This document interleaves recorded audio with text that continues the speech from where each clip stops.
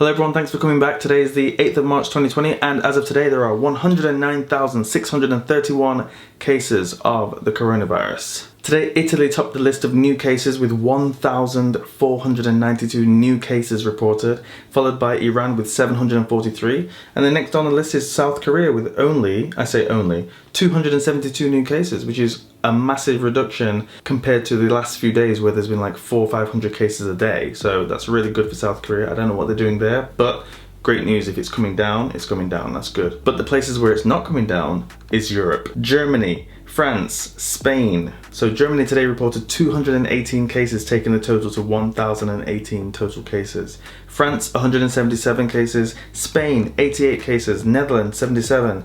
UK added an extra 64 cases. Now I think the UK has a lot more cases because London, Heathrow Airport, Gatwick Airport, those airports, they are like travel hubs for the world, not just Europe. So I'm pretty sure that soon we're going to have a bit of an explosion in the UK. Only last week it was 20 total cases in all of the UK and now we're over 200. It's going really fast. The USA has a surprisingly low count considering the population and the amount of Chinese tourists and students that would be in the US. So I'm quite surprised at the low count, but then there is that explanation that they haven't been testing. So the US is probably going to have a bit of an epidemic as well. Still not a pandemic apparently, even though the coronavirus has now infected 104 countries worldwide. How many does it need to get to for it to be a pandemic? I wonder. So in addition to these cases, there is of course that cruise ship that is stuck on the River Nile, and that so far has a report of 45 people confirmed with the coronavirus. So that's a little worrying as well. So that's going to make Egypt's toll even higher. And where had that cruise ship been before? I don't know. Potentially there's a lot of people who have come on and got off that cruise ship, and I'm sure there's going to be a lot of community transmission there. But of course that's not the only cruise ship. There are so many around the world right now that people are watching and keeping their eye on because, you know, the cruise ship industry right now is taking a beating with this coronavirus. There's one more of note, and that one is the Grand Princess, which is off the coast of San Francisco right now. And so far, as of Friday, because I haven't got any more up-to-date numbers, as of Friday there were 21 cases confirmed on that ship. But there were a lot of people that came off that ship already in California. Potentially up to 2,000 people had come on and got off. So California, get ready for an outbreak. And that's why we're seeing scenes like this.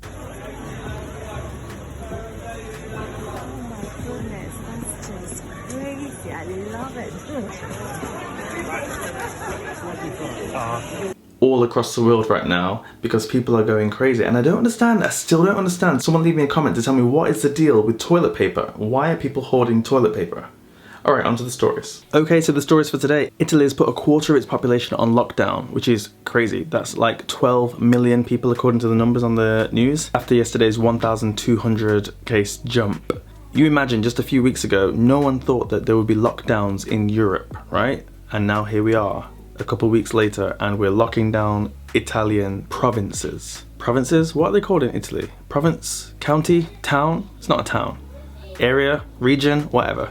Lombardy is the name of the place, and it's in the northern part of Italy, and it is on lockdown as of today. However, I did see the news reporting that the lockdown was announced and there was a delay, or there is a delay, and I'm just trying to see if I can find the time of that announcement compared to when the delay happened, because I saw on the news, sorry, I got the number wrong, it's not 12 million people, it's 16 million people. Anyway, I saw on the news a whole bunch of people rushing to the trains and the airport because they're trying to get out before the lockdown gets put into place. So the point of a lockdown is to try and stop the virus from getting out. So if people are trying to get out, what's the point of a lockdown? I do empathise with those people though, because I understand not wanting to be locked in with people who are potentially going to be spreading a virus around. But I think Italy's a little different to the Diamond Princess, you know. The majority of people there will have their own home, their own house, or be living in a house, whatever, if they don't own it.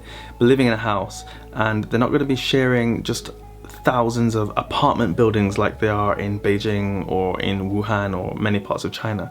So I think people will have more space and the spread of the virus should be slower after the lockdown, I hope. So I think Italy will be a little bit different.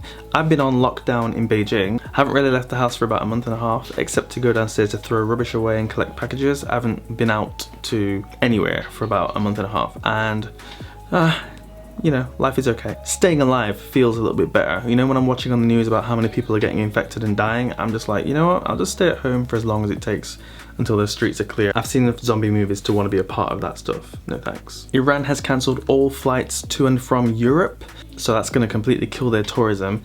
And I really feel sorry for Iran because it seems right now that they've just completely lost control of this.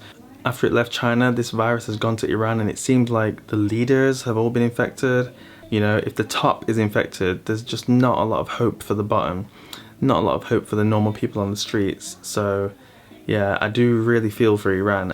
And I'm hoping that they figure out how to cure this virus, how to stop this virus soon, because countries like Iran are all over the world, you know, where the government has no idea, it seems, about protecting themselves, or the government even isn't taking it seriously enough to put anything into action. And all the people, oh my god, yeah. And I haven't got many other stories for you today, but I just want to say I've been on lockdown, like I said, in Beijing for about a month and a half, and so far in Beijing we've had no problems, I'll say. We get all of our food from the supermarket on the internet, you know, click and buy, and then they deliver it within an hour, so it's really fast. And we don't have any shortages of anything, it seems. We can buy absolutely anything from the supermarket as normal. Meat, I've said it before, meat, vegetables, milk, whatever we need, we can buy from the supermarket online. And we haven't been to the supermarket, but the supermarket is open. I'm just not going to take that risk though, because there's a lot of people that are out and about right now, and no thanks. There's all this stuff on the news about getting back to work and people going back to work, but from my personal experience it does seem to be mostly on the news, because everyone I've spoken to is either working from home or not gone back to work. I only know of one person who's actually gone back to work. And when I look around outside, it doesn't seem like there's a lot of people that are going back to work. People are still in the buildings, still around the housing communities. Anytime I go to collect a package, there's always a bunch of people there getting their packages and stuff. So it seems like people are still just chilling at home for the most part. And schools still haven't opened. Everyone's having classes online from home. So I'm not sure how this back to work thing is going. And I'm not sure if it really has fully left China, especially when I'm seeing how it's going in South Korea, Japan, and the rest of Europe. I'm a little unsure about China right now. But anyway, that's all for today. If you like what you see, give me a thumbs up, leave me a comment down below, and don't forget to subscribe, and I'll see you tomorrow, hopefully with a more positive update on the coronavirus. Alright, bye bye.